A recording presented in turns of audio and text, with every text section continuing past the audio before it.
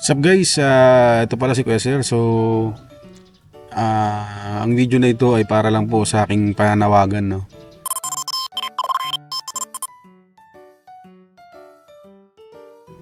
Hindi po ito bad news or anything na may related sa masamang ah ah ang tawag doon, masamang intention, no? Ito po ay pananawagan ng isang desperado na tatay at may at asawa sa aking pamilya, no. So, ah kung hindi nyo po natatanong, halos kalilipat lang po namin dito sa Cavite ngayong ngayong December, no, nakaraang December. So mag 1 month na po kami dito. At fortunately naman, okay naman po. At okay naman yung pamumuhay namin. Wala naman kaming kapitbahay na hindi okay or maingay or ganito ganyan, no? Lapit pala ako sa basurahan, guys. Lapit pala ako sa basurahan. Teka lang, lipat tayo. Saan ba banda? Dito tayo banda. Sa aming medyo likod ng garden, no? Gusto natin dito.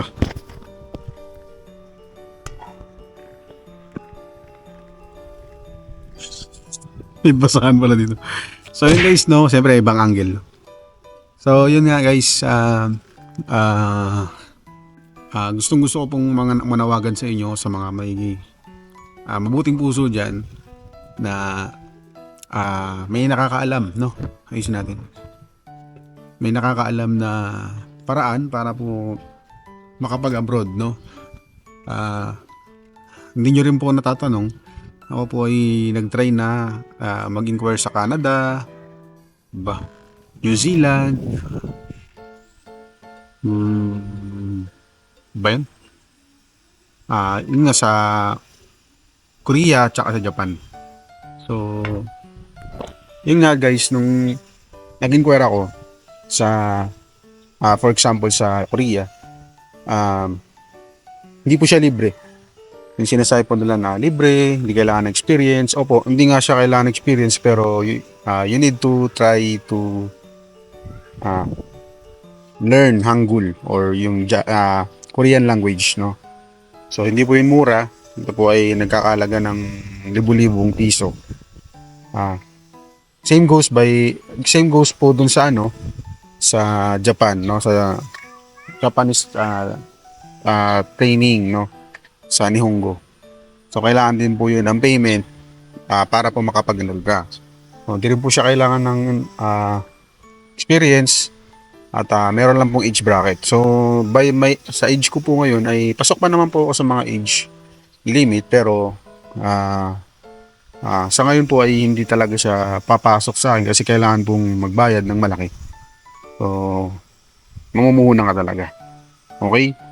So ako po ay hindi makakapag-provide ng ganung kalaki kasi unang-una, ang trabaho ko po ay hindi naman po ganun kalaki ang sahod. Sakto lang po sa amin.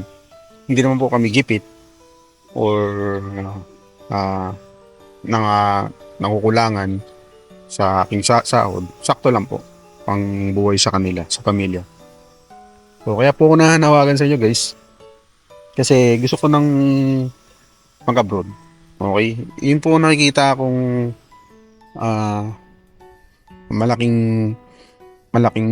tulong sa akin, sa amin, sa pamilya, ang makapag-abroad. No? Kasi nakikita ko po sa iba na yung pag-abroad po ay hindi naman sa madali, pero at the same time, mas malaki po ang sahod kaysa sa Pilipinas.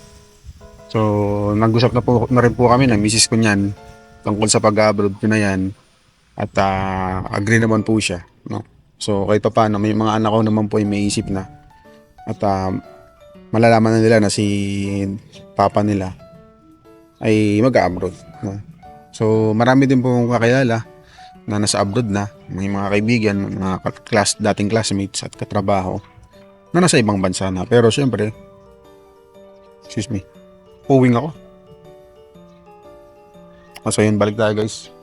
So yun guys, may mga kakilala na classmate, kaibigan, katrabaho na nasa ibang bansa na ngayon.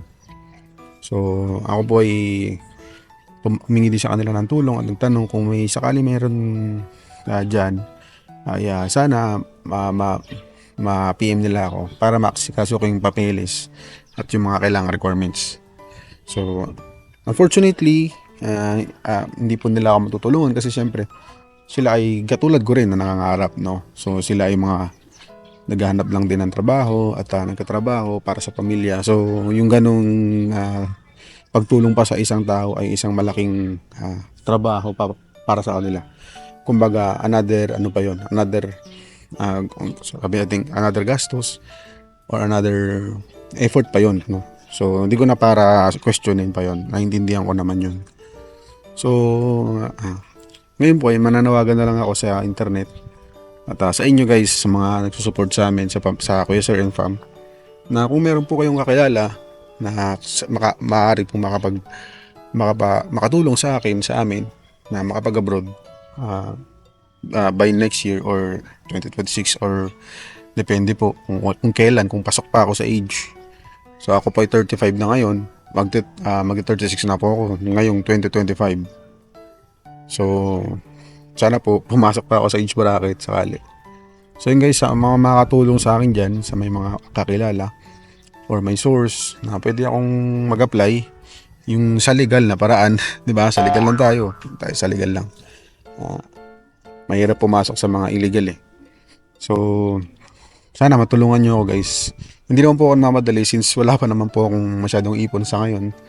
So sakto pa lang kami. So ang gusto ko lang po ay sana meron akong i-look forward this 2025 na mapasok ang bagong trabaho na makakatulong sa amin. So yun lang po ang bala ko ngayong 2025 or next year. Depende po sa pag-asikaso ng mga papel. Kung meron po. Kung meron lang po sana. So kung kayo po ay supporter ko at supporter namin sa Kuya Sir and Fam YouTube channel at sa aming Facebook, no? Maaari lang po sana kung share lang po yung aming video at paki-ano po yung name ko or paki-PM po ako sakali guys kung meron po kayong kakilala na pwedeng makatulong sa akin. So isa pa guys, maraming salamat pala sa mga nakatulong sa amin sa paglago ng aming channel. Kahit pa paano konti-unti tayo nadadagdagan, lalo na doon sa family ko, sa family ng misis ko, at saka doon sa mga friends namin sa school, ng college, sa mga close friends namin na nanonood ng videos namin. So thank you guys. Gamitin ko na rin tong video na to para magpasalamat sa inyo at sana huwag kayong magsawa, no? Kasi para rin naman to sa amin guys eh. Kumbaga hindi lang ako magbibideo para sa para sa masabing content creator eh. Ang gusto ko lang guys talaga, gaya ng dati kong sinabi, magkaroon ng digital footprint sa internet at documentation ng aming buhay, no? So minute na guys, taas na ng araw. Tinutukan ako. So thank you guys, maraming salamat. Tatanahin ko utang na loob kapag po mayroong tumulong sa amin, kahit po sa pag-share lang ng video na ito. Maraming salamat. God bless.